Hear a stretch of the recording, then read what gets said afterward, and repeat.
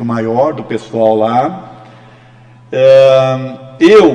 Como tinha um tempo curto, fui procurar um médium principal que existe hoje em dia para buscar informação, né, e inspiração, que é o Google, né? Hoje o maior médium presente na vida das pessoas é o Google, é o Dr. Google. E para surpresa minha, eu encontrei um material muito bom de uma outra casa espírita chamada Seara Bendita. Então eu queria deixar claro que essa palestra ela tem a estrutura de um material que eu achei na casa Seara Bendita. Depois eu fiz um ajuste, né? Fiz uns enxertos e criei a minha própria palestra. Mas a base é, a pedido de uma casa espírita, eu busquei informação no Dr. Google, que é o maior médium da atualidade, de informações, e ali achei esse material da Seara Bendita que eu usei para fazer essa palestra, tá bom? Unidade e integridade da doutrina espírita. Veja essa figura que interessante. Imaginem vocês que esta pessoa aqui no centro desse monte de caminhos seja Allan Kardec.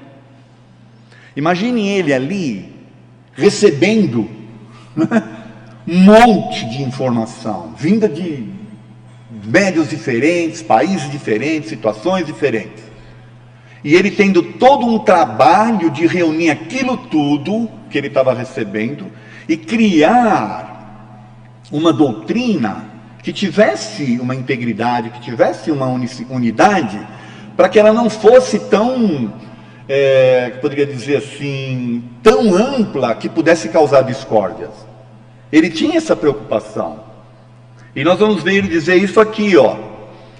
Um dos maiores obstáculos capazes de retardar a propagação da doutrina seria a falta de unidade, e o único meio de evitá-la, se não quanto ao presente, pelo menos quanto ao futuro, é formulá-la em todas as suas partes e até nos mais mínimos detalhes, com tanta precisão e clareza, que impossível se torne qualquer interpretação divergente. Aqui demonstra a preocupação que ele tinha em organizar de tal forma que não ficassem dúvidas, que não restasse questões a serem ainda respondidas. Ele tentou fazer isso na época dele, com tudo aquilo que ele recebeu de material. Então a doutrina espírita hoje, ela tem essa capacidade, tá certo? Só para a gente ficar claro aqui, para a gente entender a forma como a doutrina surgiu, vamos lembrar que foi em 1850 que ele começou a estudar o magnetismo, né, o professor Hippolyte Léon Denis Rivail, que é o Allan Kardec. Na sequência, em 1854, ele com 50 anos de idade foi apresentado às mesas girantes. Depois, em 57, já surge o primeiro livro dos Espíritos. A versão original não tinha 1019 perguntas, era menos, você tem que entender, era menos da metade, inclusive. Em 58, ele funda a Sociedade Parisiense de Estudos Espíritas e a Revista Espírita. E aqui ele começa a receber muita informação, porque aí a doutrina espírita surge para o mundo, tá certo? Até então era ele com os espíritos, agora ele começa a receber, né, de diferentes fontes. Em 1860 ele lança o Livro dos Espíritos, aí sim a segunda edição, que é essa que nós conhecemos, agora então acrescida, né, das informações que ele recebeu. Na sequência, Livro dos Médiuns, em 61, depois 64, o Evangelho segundo o Espiritismo, 65, o Céu e o Inferno, e finalmente em 68, a Gênese. Isso é o que nós conhecemos do Kardec, só que tem muito mais informação. E o Kardec, gente, ele nesta época usou de muita racionalidade e de muita, bom senso, vamos assim dizer. Se tinha uma pessoa que tinha um bom senso, era o Allan Kardec. Utilizando de racionalidade e bom senso, Allan Kardec se empenhou em fazer da doutrina espírita um compêndio de princípios que, recebidas pela humanidade do plano espiritual, representavam as mais avançadas informações sobre as leis divinas que regem o universo e a vida dos seres. Busquem informações que estejam agregadas, que mostrem tudo isso que o Norberto passou para a gente aqui de informação. As leis naturais estão lá nos livros do Kardec, tá certo? A doutrina espírita foi então formulada em consonância com o conhecimento da época, porém, até hoje se mantém atual. Ele tinha o conhecimento, a ciência da época tinha o conhecimento, só que os espíritos estavam fora, né? Eles estavam além desses conhecimentos. Tudo que foi passado para ele naquela época continua atual até hoje. Principalmente essas questões das leis naturais, que a gente desconhece. Por isso que a gente sofre. O Norberto deu uma aula aqui para a gente de evolução, tá certo? Nós conhecíamos tudo isso do jeito que ele apresentou. Ele estudou pra caramba para chegar nisso daí. Allan Kardec a formulou primeiramente observando os fenômenos, estudando suas causas e efeitos. Lembra das mesas girantes? Depois, primeiro aconteceu isso, depois ele passou a estudar, tá certo? Depois, ponderando sobre os diversos ensinos recebidos, os colocou em ordem didática. Um trabalho fantástico de organizar, né, e colocar esse material em ordem didática. Por fim, comentando-os e difundindo-os através de 32 publicações. Por isso que eu perguntei, aquilo que eu mostrei é o que a gente conhece de Kardec? Vocês sabiam que tem 32 publicações? Então eu vou convidar vocês a buscar aqui, 32 publicações de Allan Kardec, tem um arquivo, gente, lá no Espiritismo com Kardec. O Espiritismo com Kardec é um grupo do Facebook, onde naturalmente o pessoal tenta estudar Kardec, né? Mas tem um site também que vocês podem buscar informação dessas 32 publicações do Kardec. Fora as cartas que ele escreveu, e que inclusive existe um projeto, né, da FEAL, as cartas de Kardec, que foram entregues lá para o Canuto de Abreu, numa época, que nós estamos tentando recuperar. Ali nós vamos ter a oportunidade de conhecer o Kardec, né, o que ele vivenciou em termos de até o Kardec humano, né, aquilo que ele, as dificuldades que ele tinha para conseguir colocar a doutrina do jeito que ela foi elaborada. Tá bom? Tá aí, são 32 publicações e não só aquelas que eu mostrei aqui. Perdão. E ele tinha bom senso, olha isso aqui. O Espiritismo não é uma seita política, como não é uma seita religiosa. É a constatação de um fato, uma doutrina moral, e a moral está em todas as religiões, em todos os tempos, em todos os países. O Espiritismo é um terreno neutro, sobre o qual todas as opiniões religiosas podem encontrar-se e se dar as mãos. O que ele quer dizer com isso? Porque ele saiu para fazer a viagem espírita em 1862, e ele encontrou, estudando o Espiritismo, católico, protestante, judeu, muçulmano, gente que não era religiosa, todo mundo se pôs a estudar o Espiritismo. Mas por quê? Era uma religião na época? Ou era estudo? Eram informações chegadas dos espíritos. Então, qualquer pessoa passou a estudar, tá certo? E ele entendia então que seria uma doutrina que poderia caminhar em paralelo às religiões existentes. Tanto que ele encontrou pessoas diferentes estudando. Olha essa outra, o Espiritismo é uma ciência que trata da natureza, origem e destino dos espíritos, bem como de suas relações com o mundo corporal. Então é uma ciência que trata da natureza, origem e destino dos espíritos. O Norberto deu uma aula para a gente aqui sobre isso. E as relações dos espíritos com o mundo corporal.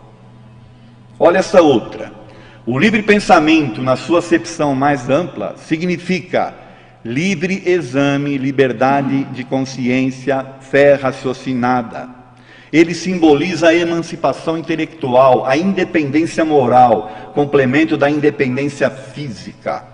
Ele não quer mais escravos do pensamento do que escravos do corpo, porque o que caracteriza o livre pensador é aquele que pensa, né, por si mesmo.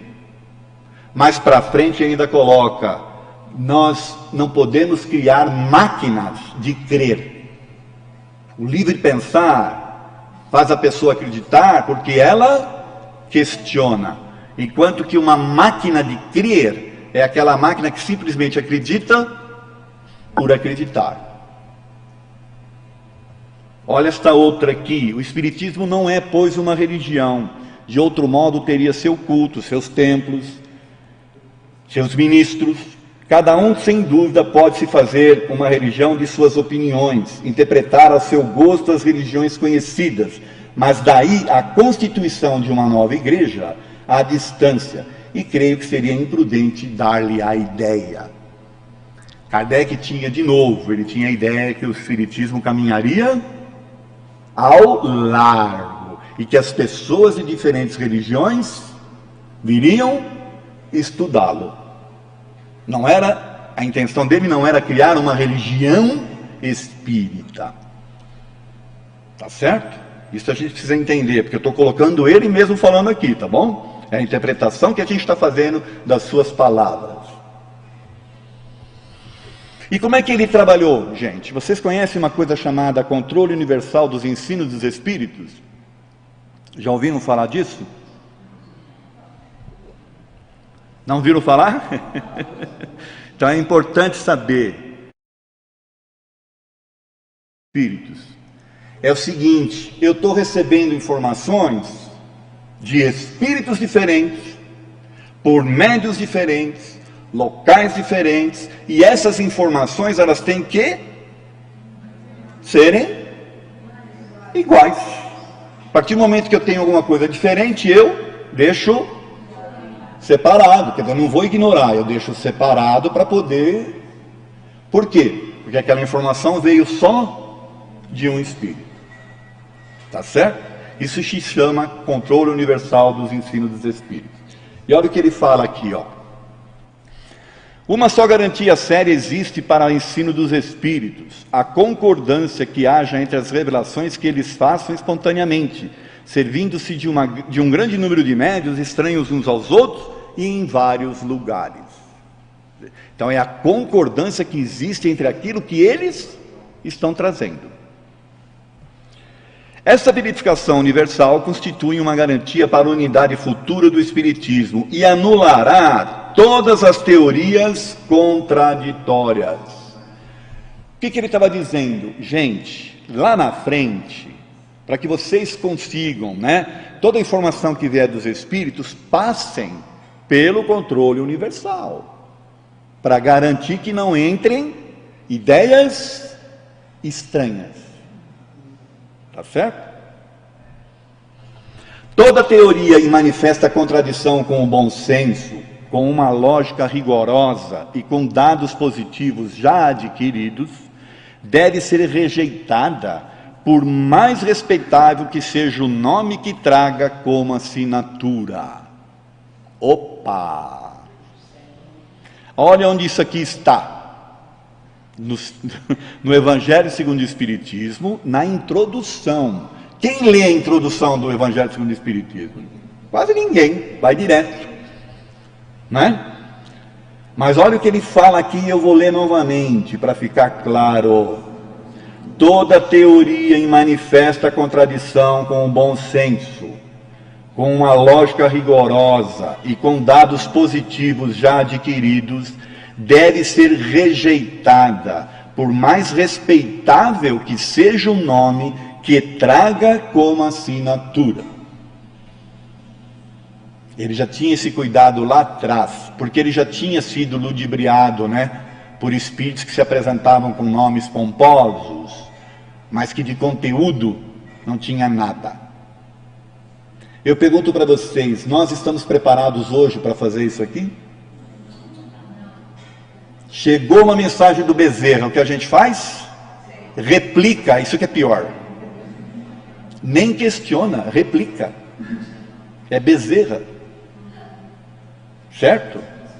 Às vezes pode ser o Bezerra da Silva, um sambista, e a gente não sabe. Na dúvida, é melhor abster-se, diz um dos vossos velhos provérbios. Não admitais, portanto, senão o que seja aos vossos olhos de manifesta evidência. Na dúvida, abstém-se.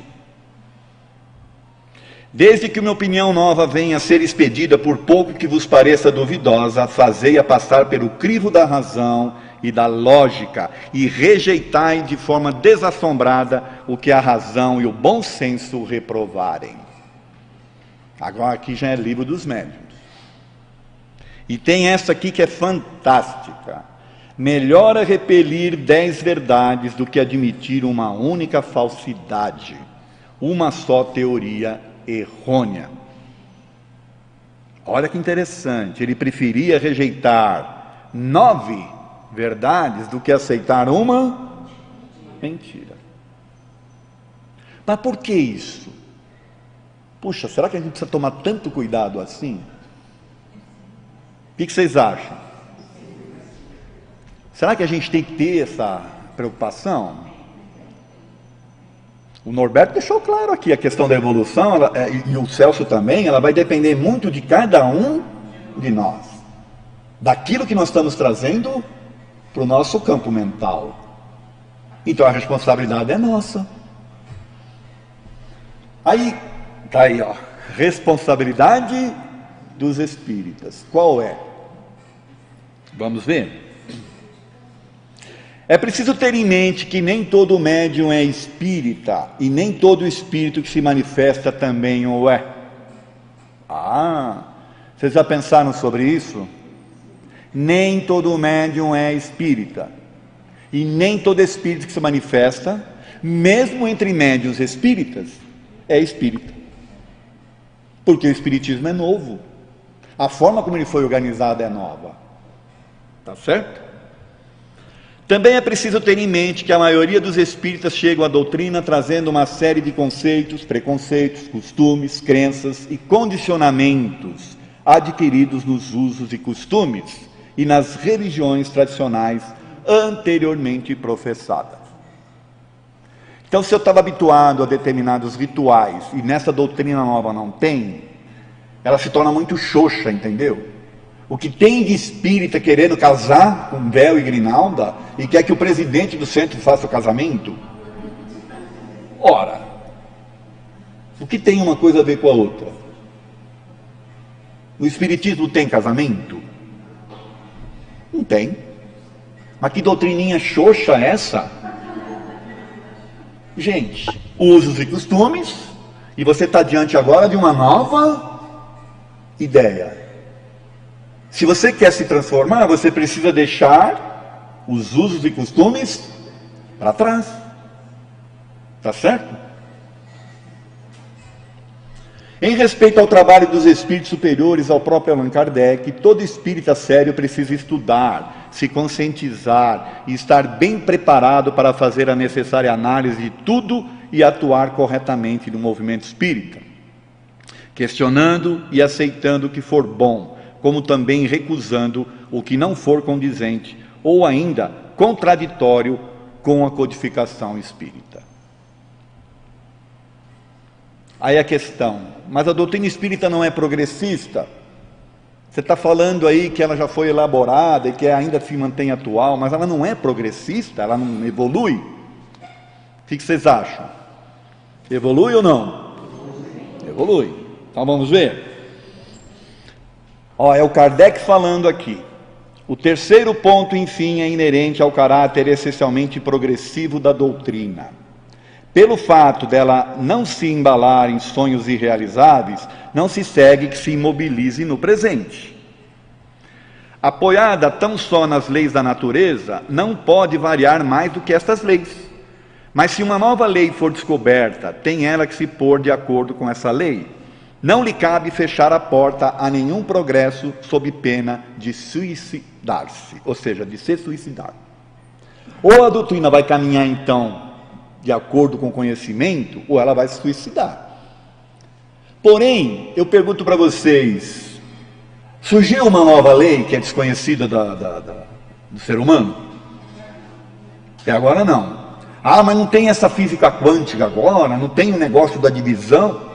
O Norberto acabou de apresentar aí tudo que está se descobrindo pela ciência está, na verdade, corroborando, até agora pelo menos, o que os espíritos nos disseram. Por enquanto não apareceu nada de diferente. Tá certo?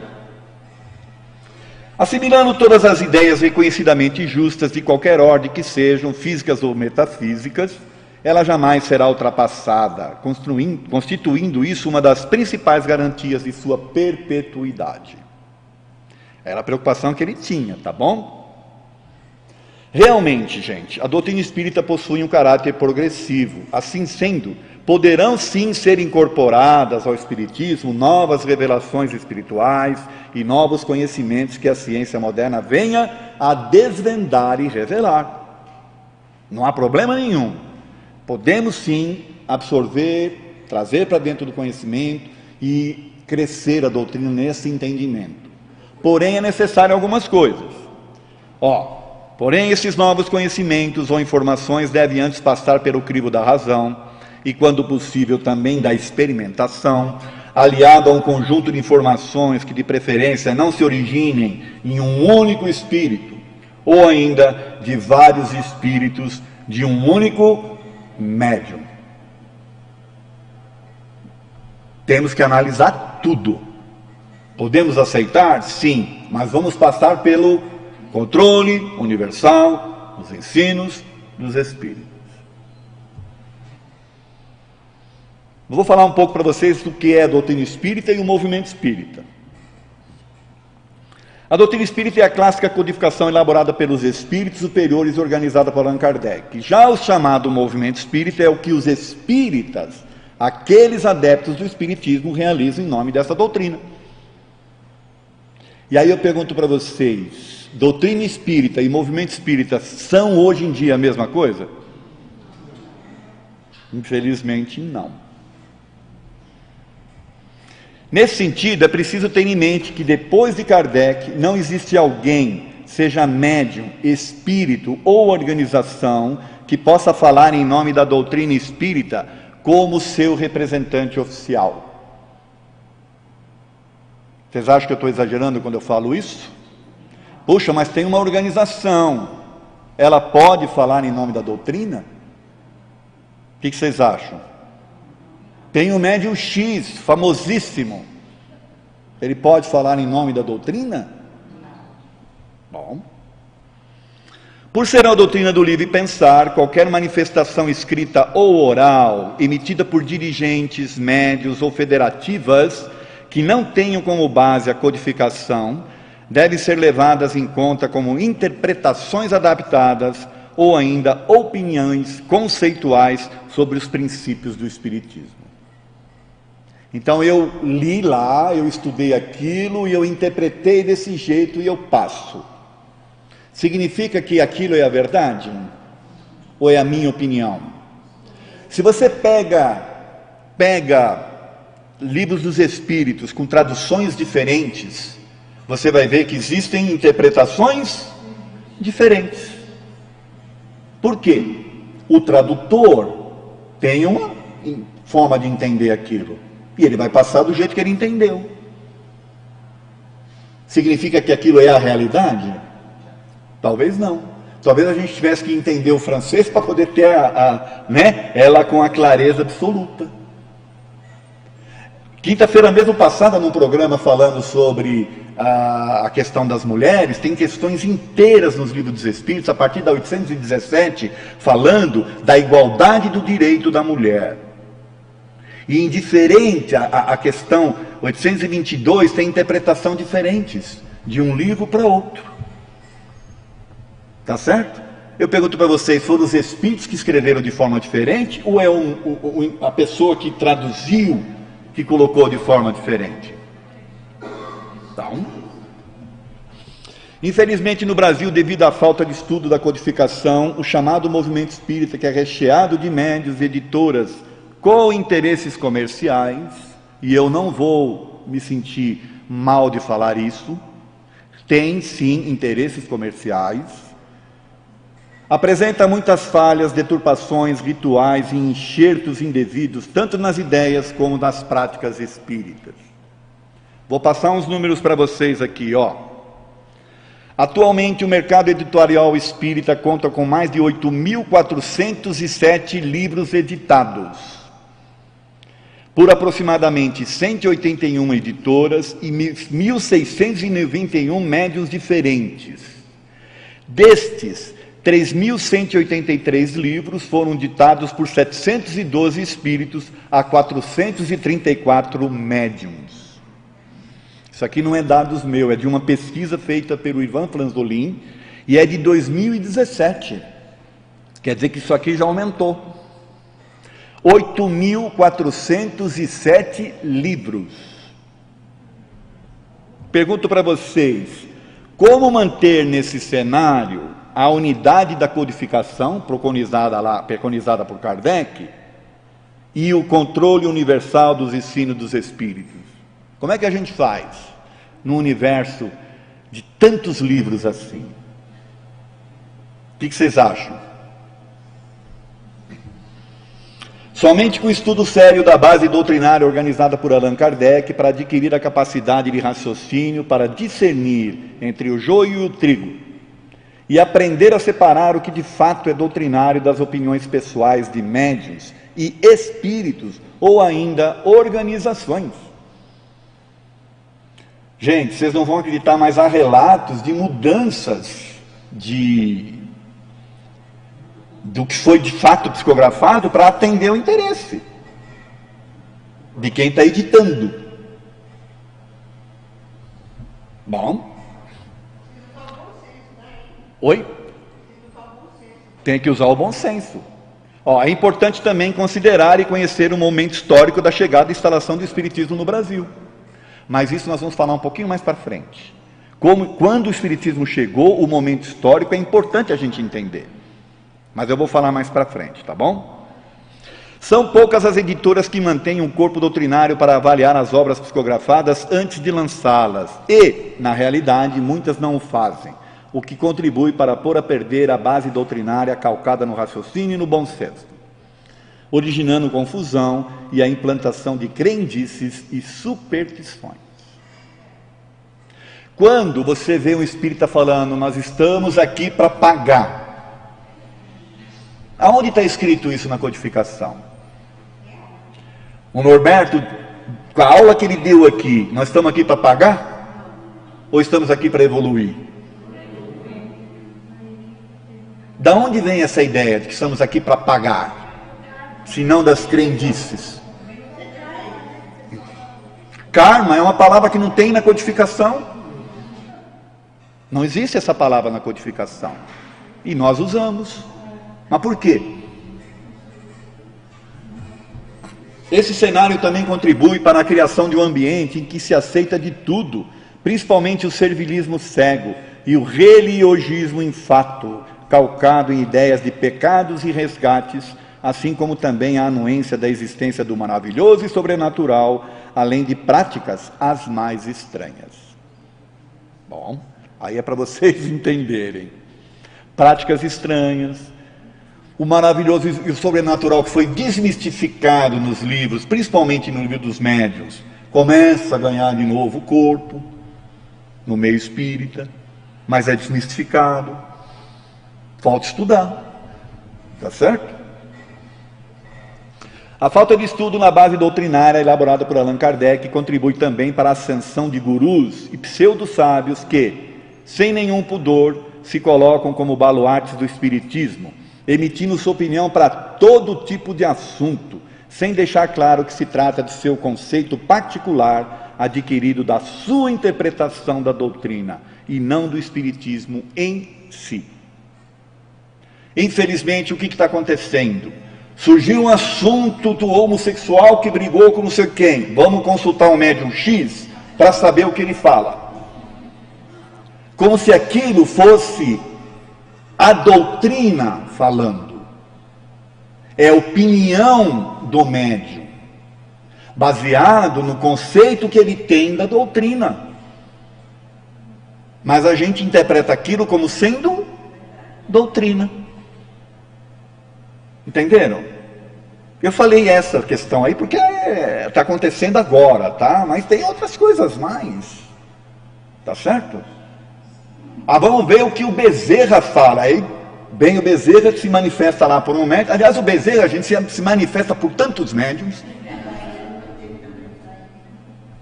E cada um de forma diferente. Mas o Bezerra se irradia.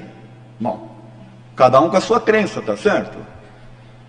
Agora, e usar o bom senso para analisar a mensagem? Nós usamos? A gente replica. Olha a responsabilidade que a gente tem com a doutrina espírita. E aí nós vamos falar agora da doutrina espírita e os enxertos inautênticos. Olha a quantidade, lembra dos 8.407 livros? Olha o primeiro que tem ali, gente. 2 primeiros ali, ó, crianças índigo e crianças cristais. Bom, vamos pular. A doutrina espírita, por ser relativamente nova, pelo menos no que se refere a alguns de seus conceitos milenares, então reunidos e organizados por Kardec, assim que surgiu, causou admiração e satisfação para alguns, espanto e receio para outros, e sentimentos de escárnio e ódio para muitos. Estou falando lá da época. Vocês acham que foi aceito assim de bom grado? Quando ele lançou a primeira versão do Livro dos Espíritos? Teve problemas sérios. Que, aliás, ele fala nas cartas, né? Essas cartas aí, ele deixa claro o que ele enfrentou. Né? Foi severamente combatida e perseguida pelo poderio religioso da época. Veja o Auto de Fé de Barcelona, em 1861. Todos vocês sabem o que aconteceu, tá certo? Os bispos queimaram, né, os livros do Kardec. É assim? O que fez com que alguns de seus profitentes tentassem modificá-la em alguns pontos e também enxertar novos conceitos, procurando adequá-las às ideias religiosas vigentes. Vide os livros dos 4 Evangelhos de Jean Baptiste Rustang. Aqui eu vou fazer um comentário rápido. Vocês conhecem Rustang? Quem não conhece, levanta a mão, só para mim ter uma ideia. Jean Baptiste Rustang era um jurista francês, chefe da Ordem dos Advogados de Paris, um homem poderoso, e que se encantou com a doutrina, mas ele era católico fervoroso, e ele achou que faltava informações sobre Jesus, que precisava de mais informação. Só que a doutrina já estava sendo elaborada. E aí ele escreveu para Kardec, Kardec respondeu para ele ter paciência, não é isso? Mas ele, insistindo, foi buscando informação até que ele chegou numa médium. E quem procura, acha. Encontrou uma médium, Madame Collignon, que era uma médium belga, e através dela, ele frequentando as reuniões, passou a receber um monte de informações, que era capitaneado por Moisés e os 4 evangelistas, Mateus, Lucas, João e qual é o quarto? Marcos. Os 4 espíritos, os evangelistas, passaram a passar mensagens para o nosso amigo Jean Baptiste Rustang. E ele queria informações sobre Jesus. E ali então ele recebe tipo informações de que Jesus não encarnou, como de fato. Jesus se apresentou o tempo todo com o corpo fluídico, para garantir a virgindade da Maria, que era um ponto crucial para os católicos. Então, veja que interessante, se Jesus se apresentou o tempo todo com o corpo fluídico, Maria está garantida com a sua virgindade. Então eu não vou perder aquela minha crença básica. Fora outras coisas mais, de o espírito retroagir, outras coisas que é contraditório que os espíritos falam, outra coisa a mais.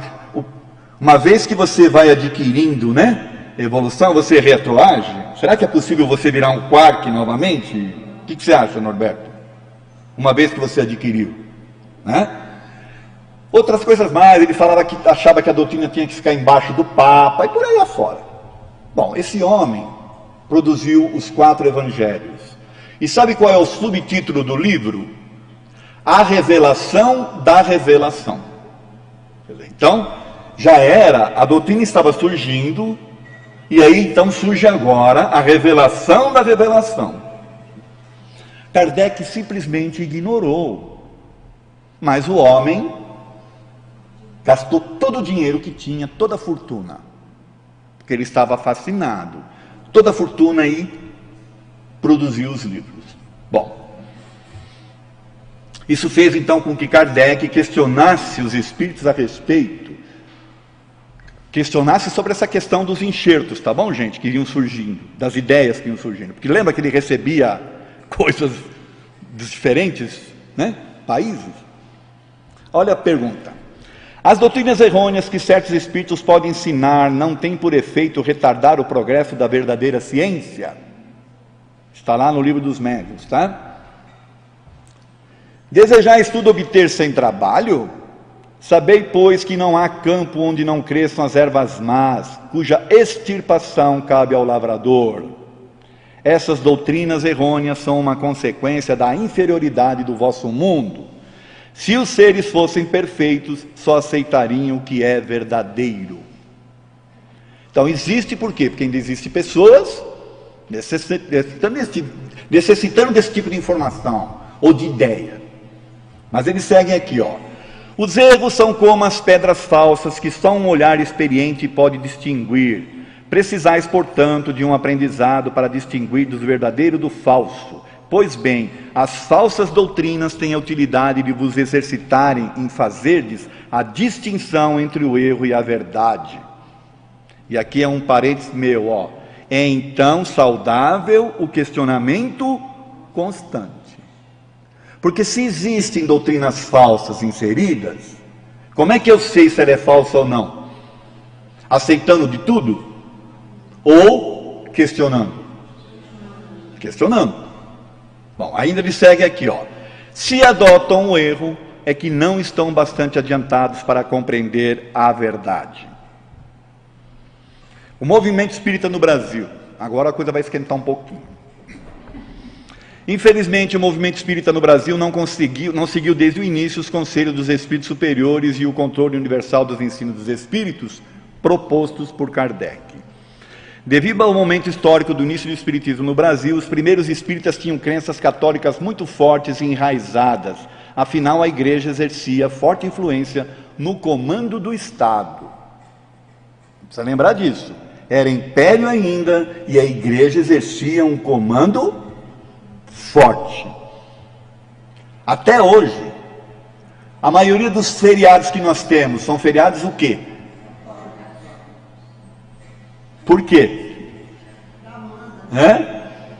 Entenderam o que eu quero dizer? Então, se existia isso, aí chega essa doutrina nova, ela vai incomodar, não vai? O primeiro centro espírita brasileiro foi fundado em 1865 na Bahia pelo jornalista Luiz Olímpio Teles de Menezes, que era e sempre se identificou como sendo um católico fervoroso, apostólico romano de raiz. Olha, foi em 65. Kardec não tinha desencarnado ainda e já tinha o primeiro centro espírita no Brasil. Só que o Olímpio Teles de Menezes era católico fervoroso. Olha o que ele fala aqui, ó. Católico como somos de nascimento e de crença, dirigindo ao Supremo Criador uma fervorosa prece, para que em nossa humildade possamos sempre glorificar sua infinita bondade. Não podemos ser indiferentes às feições características do Espiritismo no Brasil. Ele publicou isso num periódico que ele criou, chamado Eco de Além Túmulo. Foi o primeiro jornal espírita que existiu. Então ele mesmo está confessando aqui que ele era católico fervoroso. Nos relatos da primeira sessão mediúnica espírita realizada no Brasil, temos os detalhes da manifestação de um espírito que se identificou como anjo de Deus. Até aí, sem problema. O espírito se manifestou dizendo: eu sou o anjo de Deus. Tá bom? O problema é o que vem depois. Ele falando aqui, o Olímpio. Procurando verificar a identidade do espírito que se anunciava, pedimos que se dignasse ratificar o que declarava ser, jurando em nome de Deus. Esse elevado espírito jurou imediatamente pelo sagrado nome de Maria Santíssima e por Deus Todo-Poderoso ser efetivamente o anjo de Deus. Ou seja, então ele jurou por Maria e então eles aceitaram que ele era de fato um anjo de Deus, afinal de contas ele jurou. Certo? Bom, em 1873 foi fundado no Rio de Janeiro o segundo centro espírita do Brasil, chamado de Grupo Confúcio, e também as primeiras traduções dos livros básicos da doutrina espírita, codificada por Allan Kardec. Então, em 73 começa a ter os livros traduzidos, que até então não tinha. Então os primeiros espíritas eram aqueles que entendiam francês, tá certo?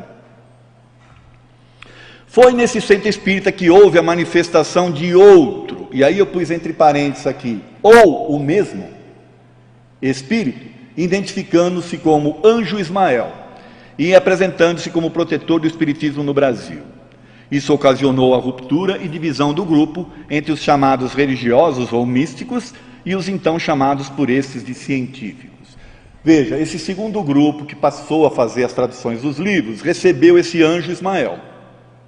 Tá bom? A turma que questionava falou, peraí, não dá para aceitar que isso aí é um anjo, porque ele falava que ele ia ser o baluarte, o defensor do espiritismo do Brasil, e que aquela turma ia ser os que iriam, né, manter a sustentação e tal. Uma parte da turma falou, não dá para aceitar isso, vamos ver se vem informação de outros espíritos, ou de outros médiuns. Mas se separaram, tá bom?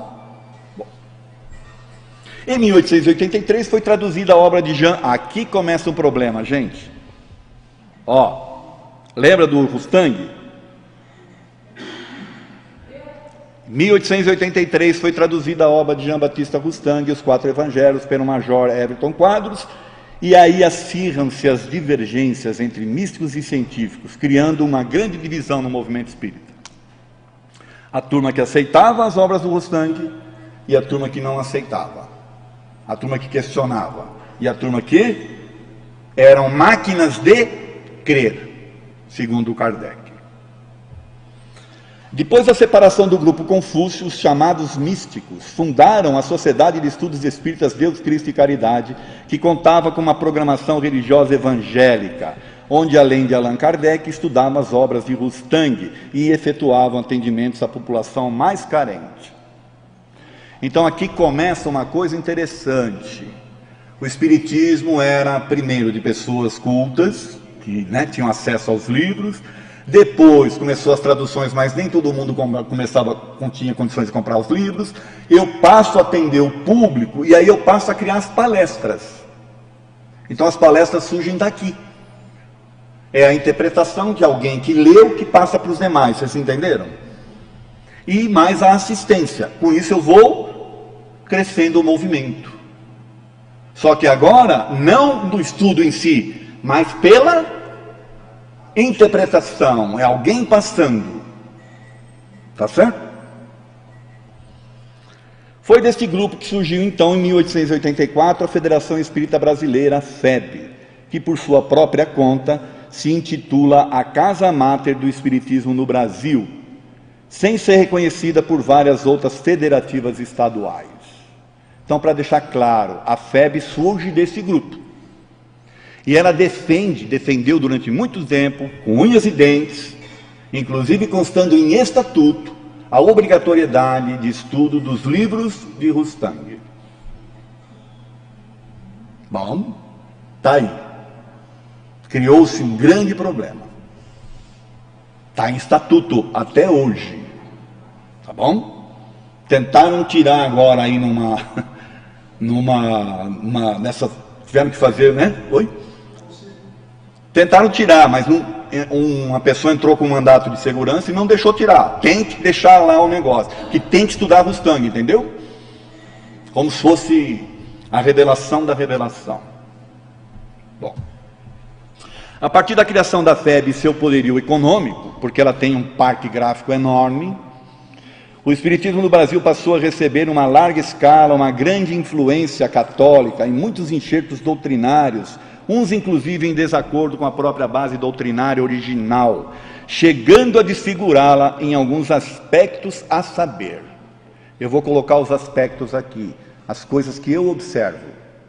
Não quer dizer, gente, que o que eu vou estar colocando aqui não seja de fato algo a ser pensado, mas tem que ser primeiro questionado, tem que primeiro passar pelo controle universal dos ensinos dos espíritos, pela experimentação e por aí afora.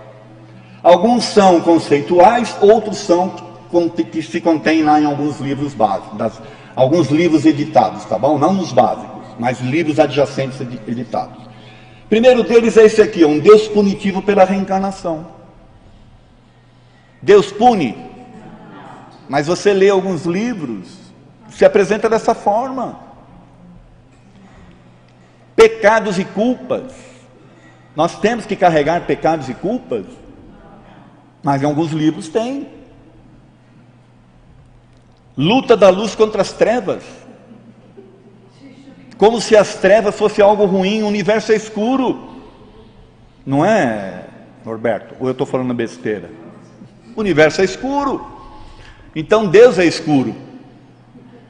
E nós estamos desdenhando dele. Substituição dos santos católicos por médiuns e espíritos. Nós estamos deixando de adorar os santos, mas estamos adorando agora alguns espíritos, alguns médiuns, tá? Em substituição. Brasil, Coração do Mundo e Pátria do Evangelho é um livro que não contribui em nada para a gente ter uma ideia diferente do Brasil, né? Então é um livro que tem que ser lido e com cuidado.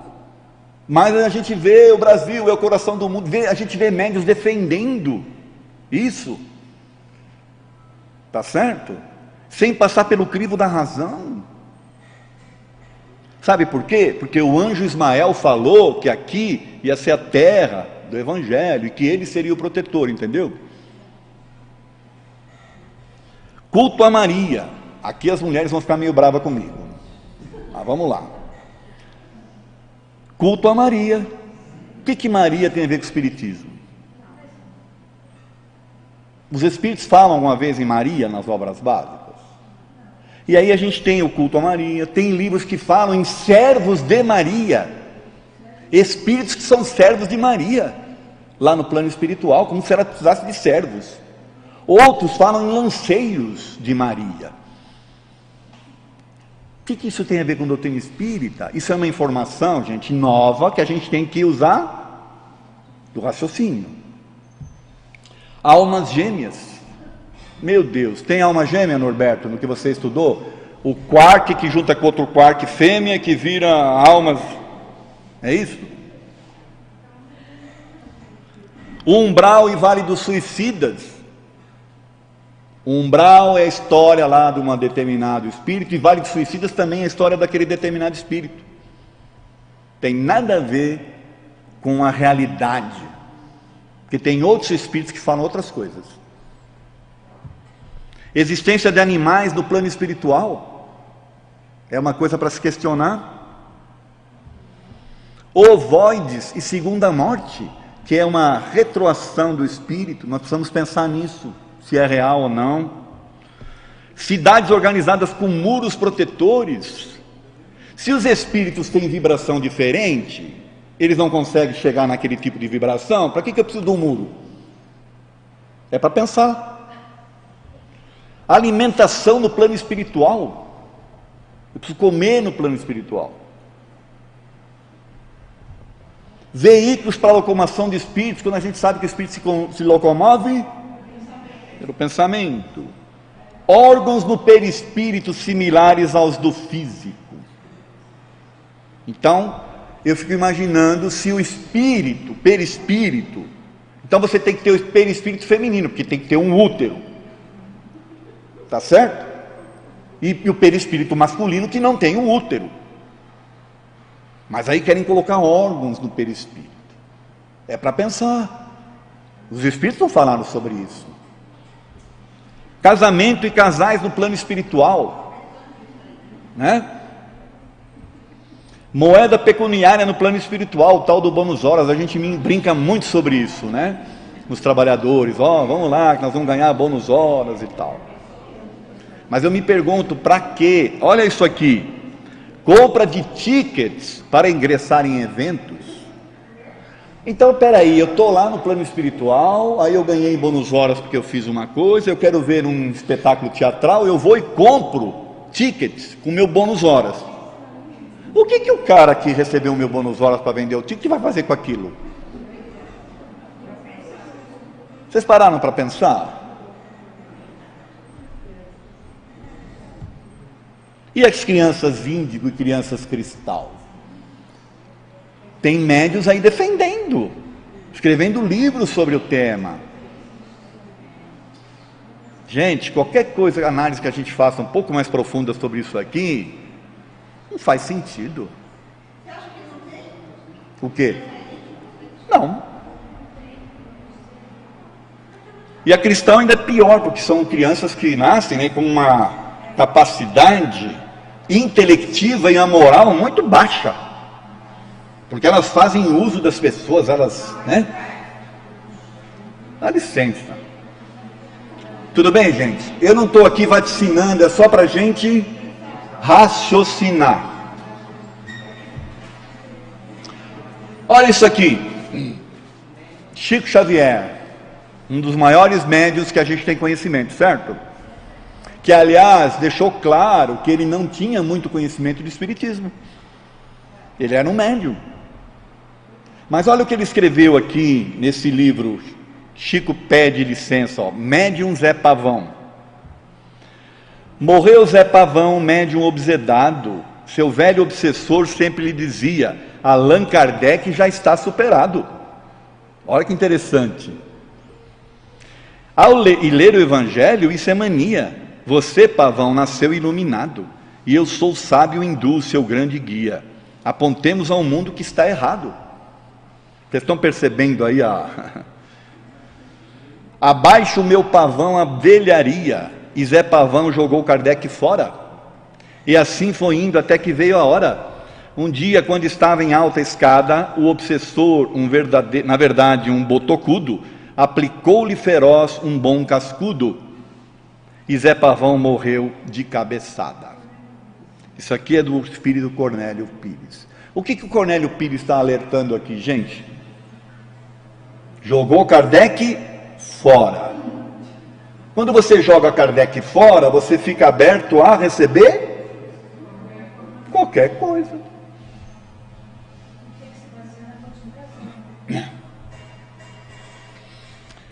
Vou encerrar agora, ó. Como manter a pureza doutrinária, vamos ver?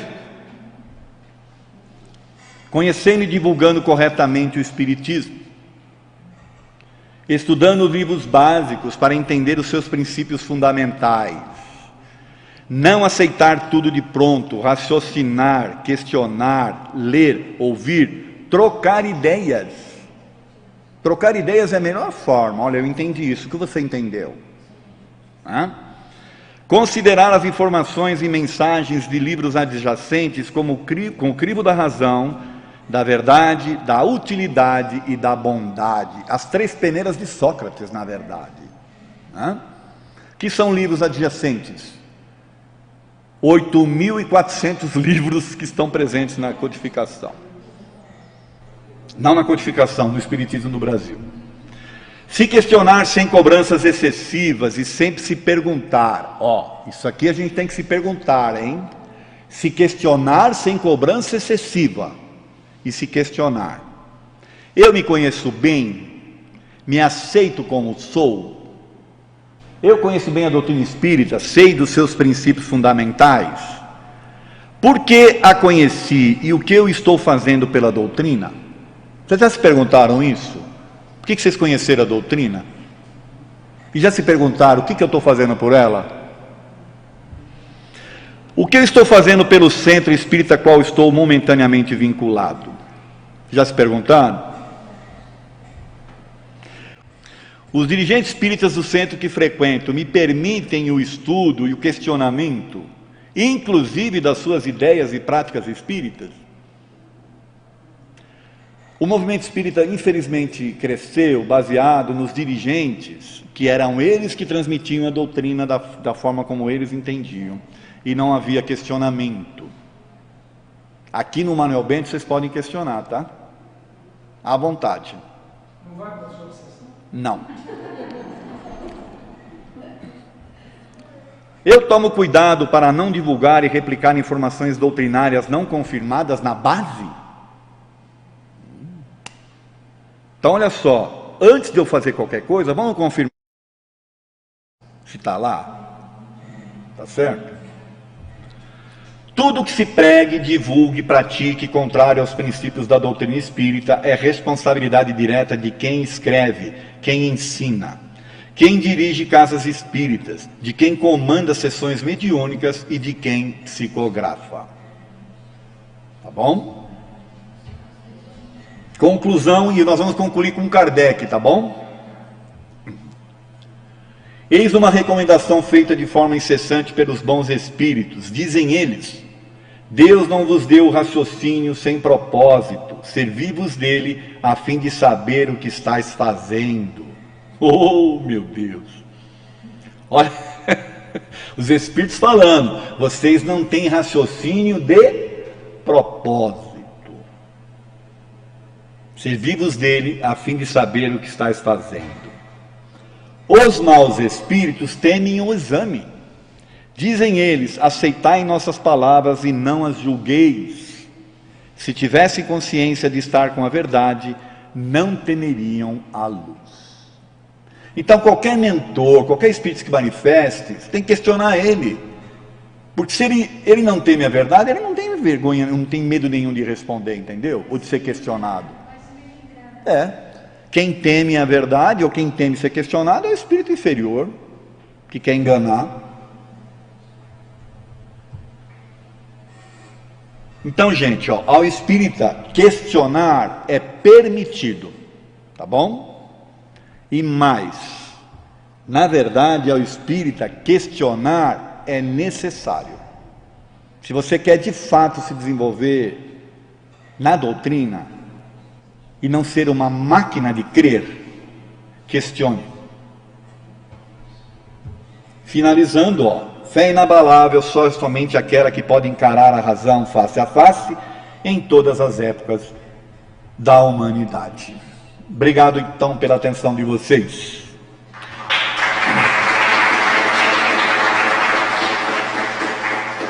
Quem quiser, eu tenho esse material em PDF.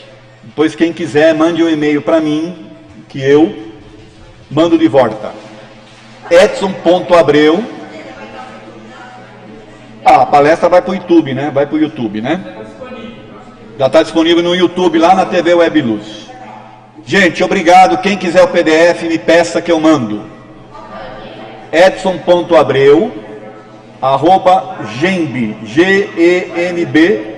@gemb.com.br. A do Norberto também a gente manda. Tudo de bom para vocês, um bom retorno para seus lares. Bom com Deus.